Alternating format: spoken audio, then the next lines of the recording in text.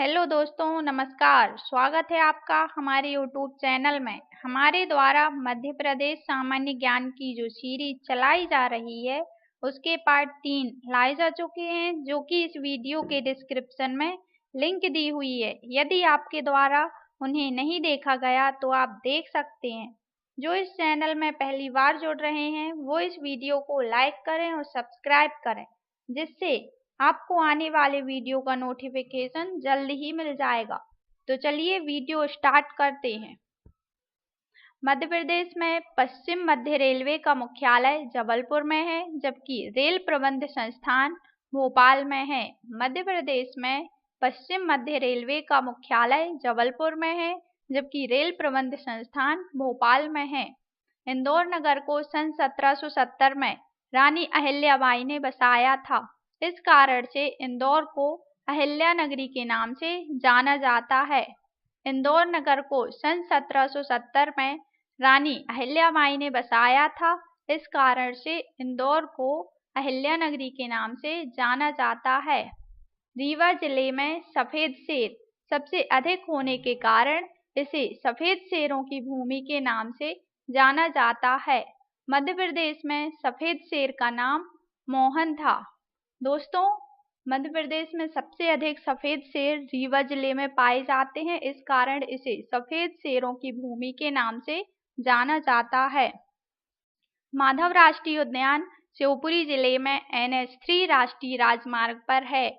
इस राष्ट्रीय उद्यान की स्थापना 1958 में हुई है।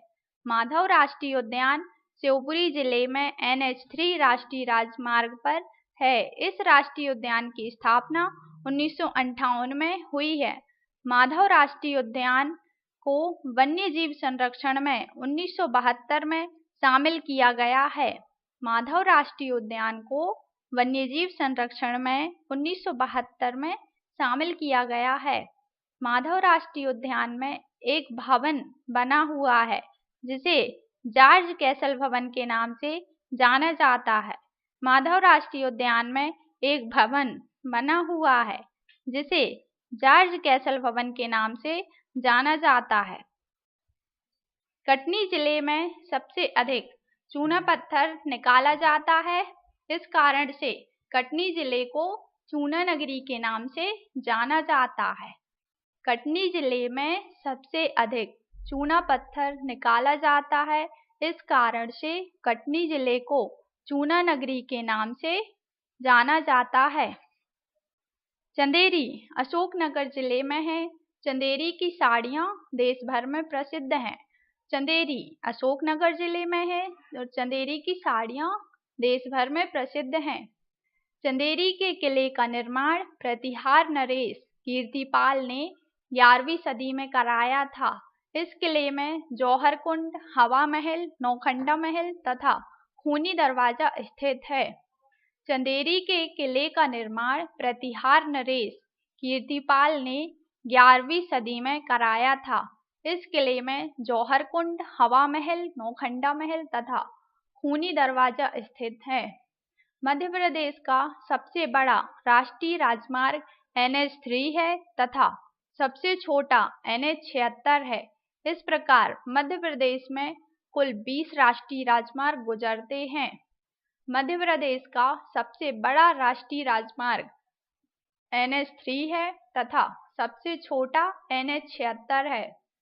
इस प्रकार मध्य प्रदेश से कुल 20 राष्ट्रीय राजमार्ग गुजरते हैं।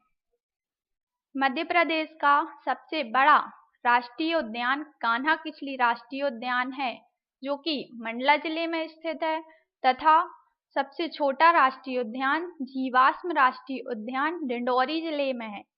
इसे फासिल राष्ट्रीय उद्यान के नाम से भी जाना जाता है। मध्य प्रदेश का सबसे बड़ा राष्ट्रीय उद्यान कान्हा किसली राष्ट्रीय उद्यान है, जो कि मंडला जिले में स्थित है, तथा सबसे छोटा राष्ट्रीय उद्यान जीवाश्म राष्ट्रीय उद्यान डिंडौरी जिले में है तथा इसे फासिल राष्ट्रीय उद्यान के नाम से भी जाना जाता है। कान्हा किसली राष्ट्रीय उद्यान का क्षेत्रफल 940 वर्ग किलोमीटर है तथा जीवाश्म राष्ट्रीय उद्यान का क्षेत्रफल 0.27 वर्ग किलोमीटर है। कान्हा किसली राष्ट्रीय उद्यान का क्षेत्रफल 940 वर्ग किलोमीटर है तथा जीवाश्म राष्ट्रीय उद्यान का क्षेत्रफल 0.27 वर्ग किलोमीटर है। दोस्तों, ये क्वेश्चन बहुत ही ज़्यादा इम्पोर्टेंट है जो सभी परीक्षाओं में पूछे जाते हैं। मध्य प्रदेश में सबसे अधिक मात्रा में भील जनजाति के लोग हैं जो कि झाबुआ जिले में है। इनका प्रमुख त्योहार भगोरिया है। मध्य प्रदेश में सबसे अधिक मात्रा में भील जनजाति के लोग हैं जो कि झाबुआ जिले में है। इनका प्रमुख त्योहार भगोरिया है। मध्य प्रदेश में सबसे पहले विद्युत उत्पादन 1905 में प्रारंभ हुआ है। मध्य प्रदेश में सबसे पहले विद्युत उत्पादन 1905 में प्रारंभ हुआ है। दोस्तों, जो इस चैनल में पहली बार जुड़ रहे हैं वो इस वीडियो को लाइक करें और सब्सक्राइब करें, जिससे आपको आने वाले वीडियो का नोटिफिकेशन जल्द ही मिल जाएगा। गुजरात के सरदार सरोवर बांध पर 57% हिस्सेदारी मध्य प्रदेश की है। यह बांध नर्मदा नदी पर बना हुआ है। गुजरात के सरदार सरोवर बांध पर 57% हिस्सेदारी मध्य प्रदेश की है। यह बांध नर्मदा नदी पर बना हुआ है। मध्य प्रदेश के हॉकी खिलाड़ी लतीफ अनवर एक ऐसे खिलाड़ी हैं जो बाद में पाकिस्तान हॉकी टीम के कप्तान बने थे। मध्य प्रदेश के हॉकी खिलाड़ी लतीफ अनवर एक ऐसे खिलाड़ी हैं जो बाद में पाकिस्तान हॉकी टीम के कप्तान बने थे। भोपाल में जो हवाई अड्डा बना हुआ है उसका नाम परमार वंश का सबसे प्रतापी राजा भोज के नाम पर रखा गया है। इस हवाई अड्डे को राजा भोज हवाई अड्डे के नाम से जाना जाता है। दतिया जिले में सतखंडा महल तथा राजगढ़ पैलेस है। दतिया जिले में सतखंडा महल तथा राजगढ़ पैलेस है। मध्य प्रदेश में पहला आकाशवाणी केंद्र इंदौर में 22 मई 1955 में स्थापित हुआ। मध्य प्रदेश में पहला आकाशवाणी केंद्र इंदौर में 22 मई 1955 में स्थापित हुआ। मध्य प्रदेश का पहला अखबार ग्वालियर अखबार था, जो कि 1940 में ग्वालियर से उर्दू भाषा में प्रकाशित हुआ था, जबकि मालवा अखबार 6 मार्च 1948 को हिंदी भाषा में प्रकाशित होने वाला पहला अखबार था, जो कि इंदौर से प्रकाशित हुआ था। मध्य प्रदेश का पहला अखबार ग्वालियर अखबार था, जो कि 1940 में ग्वालियर से उर्दू भाषा में प्रकाशित हुआ था, जबकि मालवा अखबार 6 मार्च 1948 को हिंदी भाषा में प्रकाशित होने वाला पहला अखबार था, जो कि इंदौर से प्रकाशित हुआ था। डॉक्टर शंकर दयाल शर्मा का जन्म भोपाल में 1918 में हुआ था, जो कि भारत के राष्ट्रपति और उपराष्ट्रपति दोनों पद पर रह चुके हैं। ग्वालियर के किले में जो तेली का मंदिर बना हुआ है वह द्रविड़ शैली में बनाया गया है। यह उत्तर भारत की एकमात्र द्रविड़ शैली में बनाया हुआ मंदिर है। दोस्तों, मैं आप लोगों से बार बार रिक्वेस्ट कर रही हूँ, ये क्वेश्चन बहुत ही ज़्यादा इम्पोर्टेंट है जो सभी परीक्षाओं में पूछे जाते हैं। पालपुर कूनो राष्ट्रीय उद्यान श्योपुर जिले में है, जहां पर गुजरात के गिर राष्ट्रीय उद्यान से एशियाई शेरों को लाकर उनका संरक्षण किया जा रहा है। शिवपुरी जिले में तात्या टोपे तथा संख्या राजे सिंधिया की समाधि स्थल है तथा शिवपुरी जिले में ही कत्था बनाने का कारखाना स्थापित है। शिवपुरी जिले में तात्या टोपे तथा संख्या राजे सिंधिया की समाधि स्थल है तथा शिवपुरी जिले में ही कत्था बनाने का कारखाना स्थापित है। खजुराहो छतरपुर जिले में है तथा खजुराहो के मंदिरों का निर्माण चंदेल वंश के शासकों के द्वारा 10वीं और 11वीं शताब्दी में कराया गया है। खजुराहो छतरपुर जिले में है तथा खजुराहो के मंदिरों का निर्माण चंदेल वंश के शासकों के द्वारा 10वीं व 12वीं सदी में कराया गया है।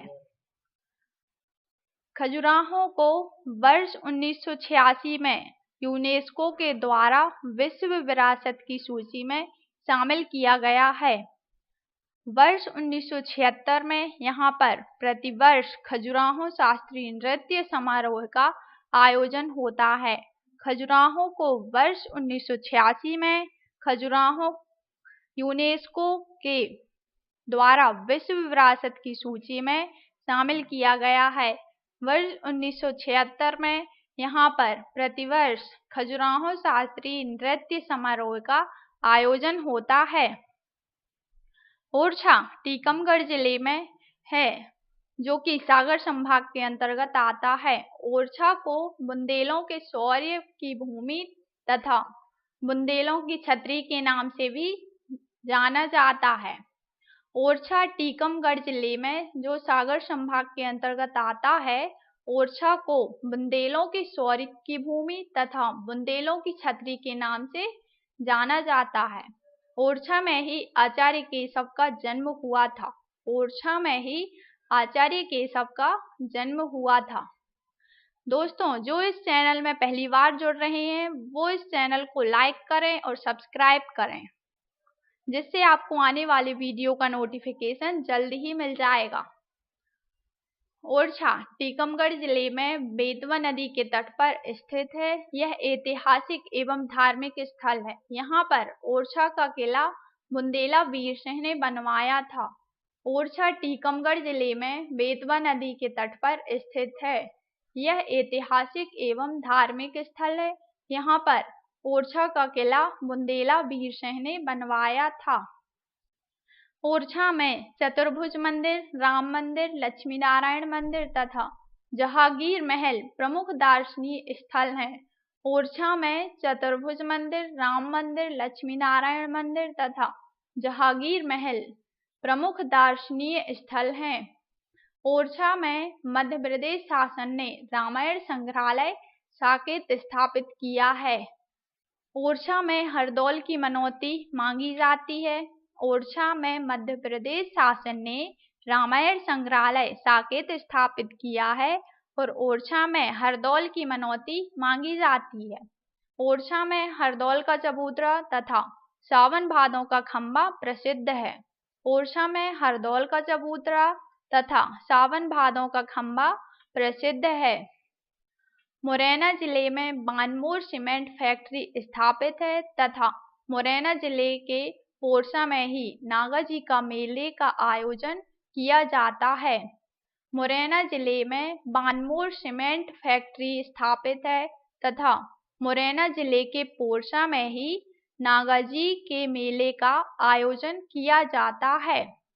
कन्हरगढ़ का दुर्ग दतिया जिले में सिंधु नदी के तट पर बना है। इसको सेवड़ा के राजा पृथ्वी सिंह रसनिधि ने बनवाया है। धार जिले में कालिका देवी का मंदिर परमार वंश के राजा भोज के द्वारा बनाया गया है। धार जिले में कालिका देवी का मंदिर परमार वंश के राजा भोज के द्वारा बनवाया गया है। थैंक यू दोस्तों, जो इस चैनल में पहली बार जुड़े थे वो इस वीडियो को लाइक करें और सब्सक्राइब करें, जिससे आपको आने वाली वीडियो का नोटिफिकेशन जल्दी ही मिल जाएगा।